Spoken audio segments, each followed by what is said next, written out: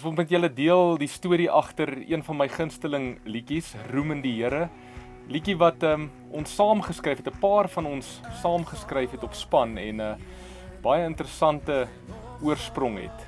Ja, dis vir my baie moeilik om saam met mense te skryf want ek dink ek het 'n sterk opinie partykeer. Maar hierdie was totaal en al die teenoorgestelde ervaring en was vir my so 'n lekker ervaring. So ons wil dit baie graag met julle deel. So by ons gemeente in die tyd wat ons 'n lied geskryf het, het ons 'n hele klomp aanbiddingsleiers gehad. En een van ons aanbiddingsleiers, Theo Tron, het die oggend daar waar hy sit en gewerk het by sy lesenaar begin om hierdie lied te skryf. En op 'n stadium hak hy vas en hy storm by my kantoor en hy klop. Hy sê, "Luister, is jy besig?" En ek sê, "Ek dink nie ek's besig nie."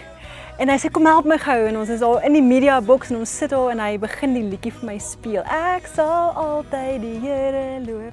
En dit kom uit Psalm 34 net so woord vir woord en hy het op 'n plek gekom in die vers waar hy nie verder geweet het waar om te skryf nie en ek begin en ons gaan aan en ons kom met die koorgedeelte en daai koorgedeelte het ons 'n hele ruk gevat want dan het jy hierdie idee, dan het jy daardie idee en ek het 'n draai gaan loop en toe ek terugkom, toe het ek daai koorus. Jy gaan wat lewe, dien God met vreugde, lekker eenvoudige lirieke en 'n eenvoudige melodie en toe sit ons weer vas.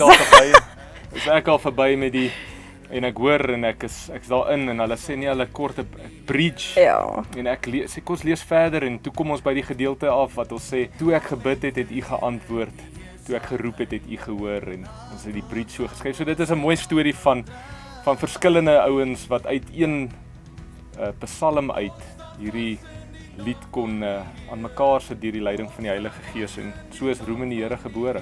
Lekker spanwerk en miskien inspireer dit julle spanne daar buite wat jy weet 'n klomp verskillende persoonlikhede het. Die Here is in staat om julle almal te gebruik om saam te werk vir een doel. So moenie bang wees daarvoor nie.